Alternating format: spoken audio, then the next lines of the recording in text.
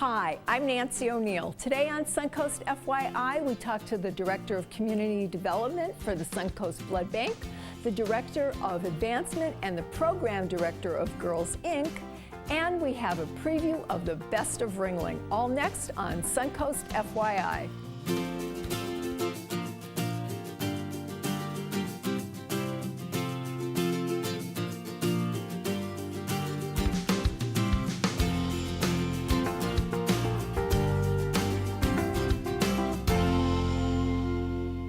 Our first guests today are all about girl power. Morgan Gerhart and Jayne Kattrein are here now to tell us all about Girls Inc.'s upcoming celebration luncheon. Welcome to the studio, ladies. Yeah, thank you, Nancy. For having You us. have a lot going on. We are very excited to be here today. Well, I'm so glad to have you.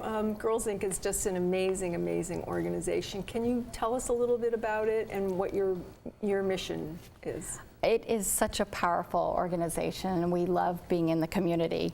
Our mission is to inspire all girls to be strong, smart, and bold. And we do that through after-school programming and summer programming that is focused just on the girl and what their needs are.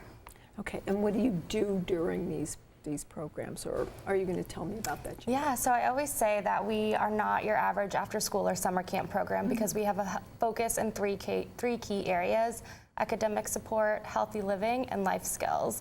So just a brief overview of what we do each week. On Mondays and Wednesdays, we have a focus on leadership development. So the girls are learning about coding and computer skills, nutrition and cooking, financial literacy, media literacy, regular literacy, and we're really just trying to fill the gap between what they're learning in school and what they need to learn for their future careers so they can start feeling things out. So what is the age range that you work with? Girls in our center are aged 5 through 18, but we also do outreach programming in schools down in South County as well. Okay, and what is that? So like? that's something new to us this year, so we're really excited to be expanding our services. We take our curriculums that are all based in research and have a focus on interactive activities, and we are implementing them in the schools. So for 1 hour a week, we have a group of 20 girls per school, and we're just helping to spread our mission and inspire more girls to be strong, smart, and bold. Okay. Now you have luncheon coming up. We do. We do. To support these young ladies. Yes. It's an important event for us for different reasons. It's our 30th annual. So for 30 years, we've been honoring strong, smart, and bold women in our community, and also some men. Our visionary awards over the years have gone to couples or companies or gentlemen. So this year, our 30th annual, we are holding it April 20th at Municipal Auditorium, which is a change for us, and we're very excited. We love the Art Deco style there, and it fits very well into the theme. And we will be honoring 3 strong, smart, bold ladies in the community and 2 young girls in our group that will be honored that day. Okay. Can you share with us who that is? Sure, we're very excited. So Dr. LaShawn Frost, who's the Booker Middle School principal, is one of our honorees. Wonderful. Beth Knopick, who is a philanthropist or well-known in our community, strong, smart, bold lady. And also Susan Buck, who is a longtime supporter of Girls Inc., will be the 3 honorees. Okay. And the 2 girls, you want to tell them about Tylee and Jennifer? Sure. So Tylee is in our K through 8 program. She's been attending Girls Inc. since she was in 1st grade, and now she's going into 6th grade next year. And so we're just so excited to highlight her time at Girls Inc. We've seen her grow into such a strong, smart, and bold girl in her time here.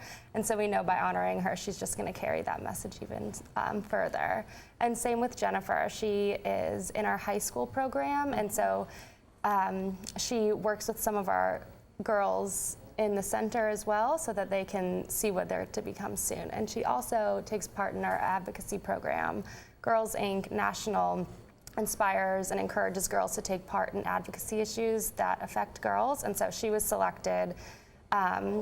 She's one of, I think, 10 girls across the country who are working with Girls Inc. National and legislators in Washington, D.C. to keep the focus on the girl power. Wonderful. Now, you have a very interesting story, how you came to Girls Inc. Can you give us a little? Sure. So I grew up in Sarasota, so this is just where my heart is. And then I had the opportunity to leave for college and ended up in Boston and studied public policy with a concentration in poverty alleviation. And so I was also in AmeriCorps, and so through AmeriCorps and through what I was studying, I was really learning that a lot of the issues in our society disproportionately affect women and girls. And so to be able to take what I studied and take the solutions that I learned and apply it to Girls Inc. in Sarasota is just really important. That's great. Well, we're glad you're back. Thank you. I'm glad to be back. I love Sarasota. Very lucky.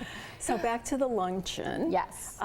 Where can folks go to get tickets and find out more about what's going on that day? Well, the theme for the luncheon this year is Pearls of Wisdom. So we're reaching back out to all of our previous honorees and to attendees, asking for pearls of wisdom to share with the girls. And then we're also asking the girls for their own pearls of wisdom to share with the adults. That's beautiful. So because there's a two-way street, and both can learn from each other. You know, the generations learn from each other. There's some good stuff there. Oh, it is. And so to find tickets for the event, you can go to our website, which is girlsincsrq.org, or you can call 941-366-6646. And there are still tickets available. They are selling out, but there are still tickets available. Okay, so what time does it start? Starts at 10:30 in the morning on April 20th. And you're going to have a Dream Harbor Boutique? Yes. So the girls are working crazy busy at creating amazing pieces of artwork, candles. They're baking. They're applying all their skills that they're learning every day at Girls Inc. Great. And they're creating wonderful things that will be sold at the Dream Harbor Boutique. So Dream Harbor is our mini society at Girls Inc. So all girls, even kindergartners, have jobs, they earn wages, they pay taxes, apply for business licenses, and so some of the stuff they do in their jobs will be sold at the celebration luncheon. Great. Well, there's a lot going on. So there is. Jump in on those tickets. Yeah, it's going to be a good time. Great having you here. Thank you. What are the students at Ringling College up to these days? Well, a huge gallery of their work is opening next week. We have a preview next here on Suncoast FYI.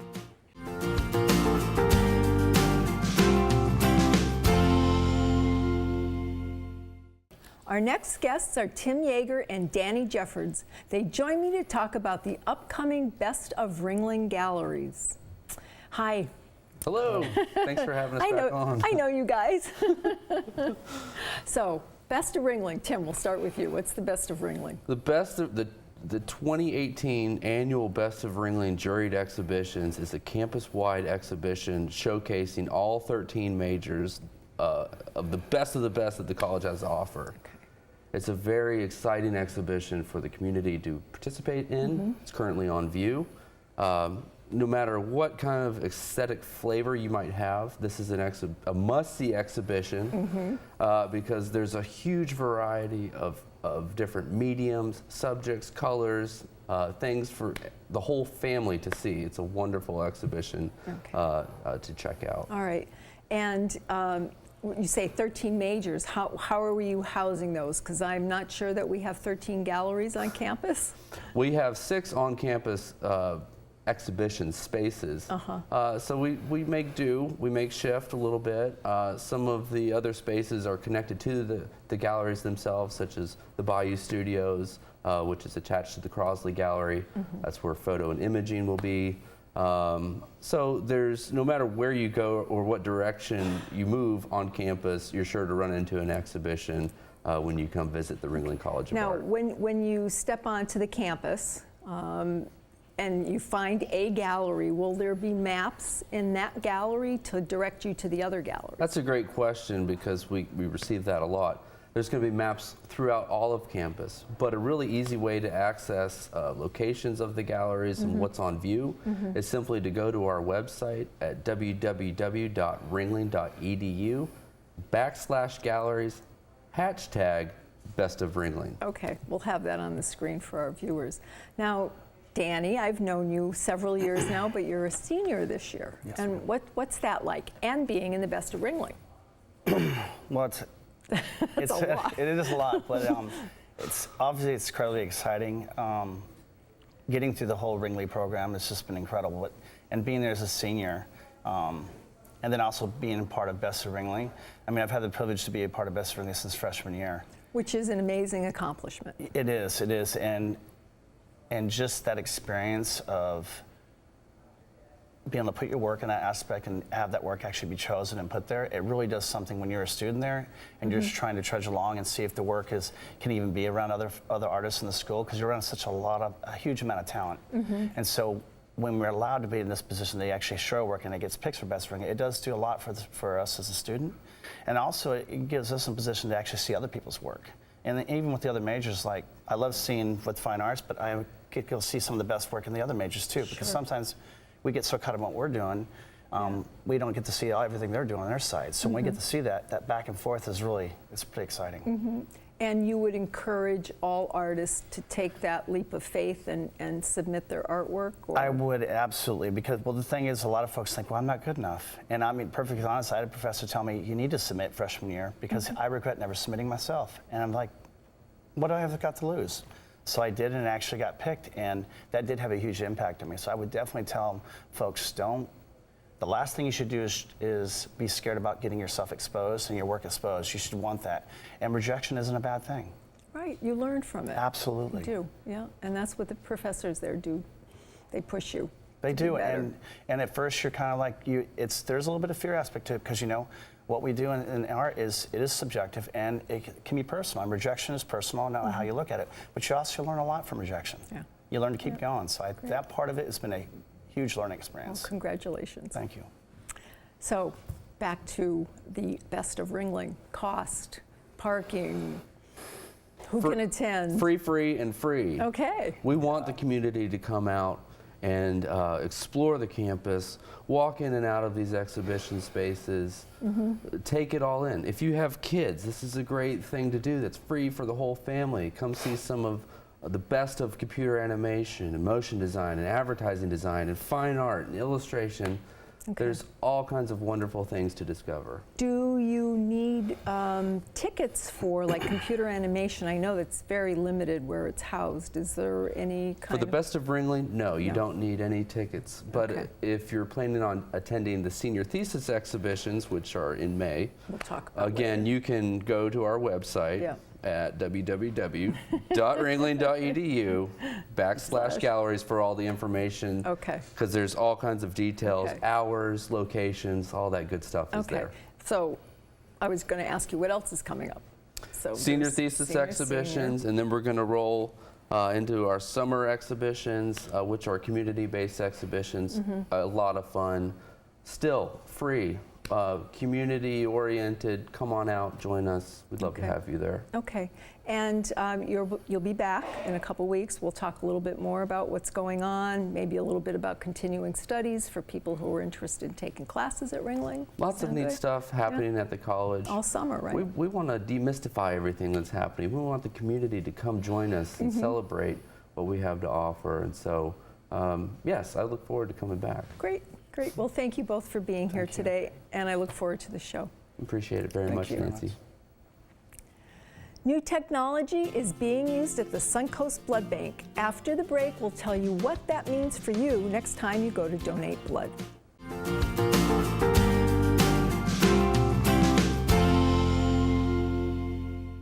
We're joined in the studio now by the Director of Community Development for the Suncoast Blood Bank, Jayne Giroux. Welcome back. Thank you for having us Nice back. to see you. You too.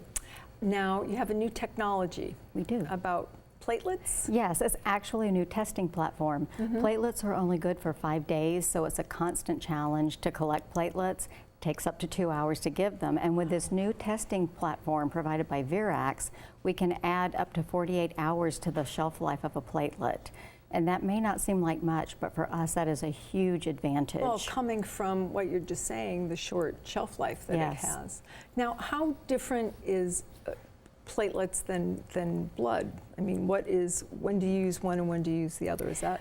Platelets are most commonly used to treat cancer patients. While chemotherapy is life-saving, it also can cause bleeding issues in the patient. So platelets aid the clotting factor. And we're actually ramping up to begin serving Sarasota Memorial when they open their new state-of-the-art cancer treatment program, which they're going to be phasing in within 2 years. And we can't wait 2 years to increase our platelet donor base. So we're working on that now. Okay. But you're starting the program. The Virax testing program, the Virax testing platform actually began in January, and we're seeing very positive results. And what it does, it tests for contamination that might be in the platelets, because they do have to be kept at room temperature. Okay. Well, thank you for explaining the two different types. So if someone wants to donate blood or platelets, how do they go about doing that, Jayne? Well, they can go to our website, scbb.org, and make an appointment. You can virtually walk in anytime if you are donating blood. If you want to donate platelets, you should make an appointment, because that takes about 2 hours. So we need to plan ahead for you to come in and donate. And we've launched a new program that is making the process much quicker for our donors. It's called Quick Pass. And if you decide that you're going to donate, if you go online, you can actually fill out your donor registration forms ahead of time. For the platelets? For any blood product. Okay. For any blood product. It has to be done the same day, and you receive a barcode once you've completed your survey, and you either bring your barcode in on your cell phone or you print it out and bring it with you, and that completes the process, the screening process that you would normally go through.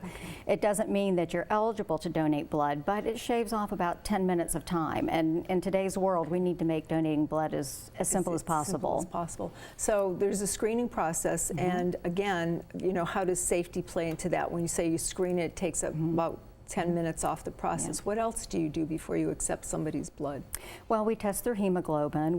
They get a mini health physical, and the questions that involve where they've traveled, lifestyle, just to simply make sure that they haven't engaged in any behaviors or traveled any place that might compromise their ability to donate blood. Now, when you say travel, because so many people here do, what kind of range are you talking about? 6 months, a year, longer? Unfortunately, some places you travel will defer you from donating for 1 year. And there's a long list, and that's one of the challenges that we face, because people in our community do travel so much. Yeah. So you'll be able to tell everybody, but everything is checked before. Yes. Okay. Yes.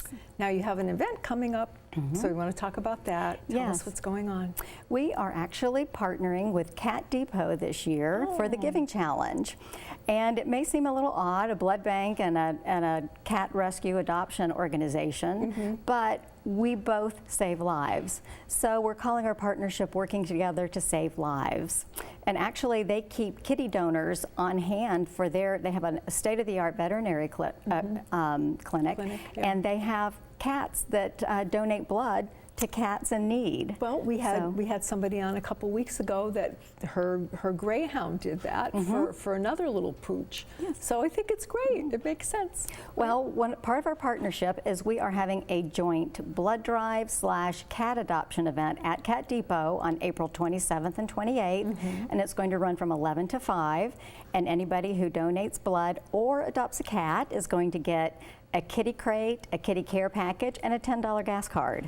So we're encouraging people to save lives either by adopting a kitten, cat, or a grown cat, or donating blood, which can help save up to 3 lives. That's awful. Now, is there anything else going on that day? Yes, actually, we are going to have some wildlife rescue organizations. We're going to have some other animal welfare organizations. We're going to be having ice cream and snacks. It's going to be fun. The kids can come out. Okay. And just to tour Cat Depot is a really interesting process. It's fascinating. It's a beautiful facility. We're so lucky here in our community to have so many wonderful nonprofits. We are absolutely blessed.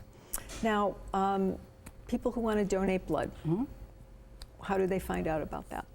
Well, people just assume blood appears from nowhere, but we have tens of thousands of donors who generously roll up their sleeves every day to donate blood. This week we had a donor appreciation event where a young Coast Guard cadet talked about being shot accidentally by another cadet and lost all of his blood and almost died. Gosh. It's stories like that that resonate with the public, and we try not to just tell people we need blood, we tell them why we need blood by telling stories like Alexander's. And you can always go to our website, scb.org, find out what other work we do in the community and why it's so important to roll up your sleeve and donate blood. There's no substitute. And anyone can do it, any age? You have to be at least 16, Okay. and at 16 with parental permission. And we have donors upwards in their 80s and 90s who come in faithfully to donate. So there's no upward age limit. Basically, you just need to be healthy. Great. Thank you so much for being here again. Always a pleasure to see you. Thank you so much. Don't have any plans this weekend? Well, we have a couple of fun suggestions for you when we come back, so don't go away. Coming up this weekend on the Suncoast, it's the 20th Annual Sarasota Film Festival, one of the year's biggest events. It's 10 days of movies, celebrities, and parties when Hollywood comes to Sarasota. The festival runs from April 13th through April 22nd. And it's the Beach and Food Truck Festival featuring live bands and a huge classic car show. Parking is available on Coquina Beach, and the event runs from 10 a.m. to 8 p.m. If you would like to promote your community event on Suncoast FYI, we would love to hear from you. Just call us at 941-361-4333. To view previous episodes, go to snnTV.com under Programming. I'm Nancy O'Neill, and we'll see you next Friday on Suncoast FYI.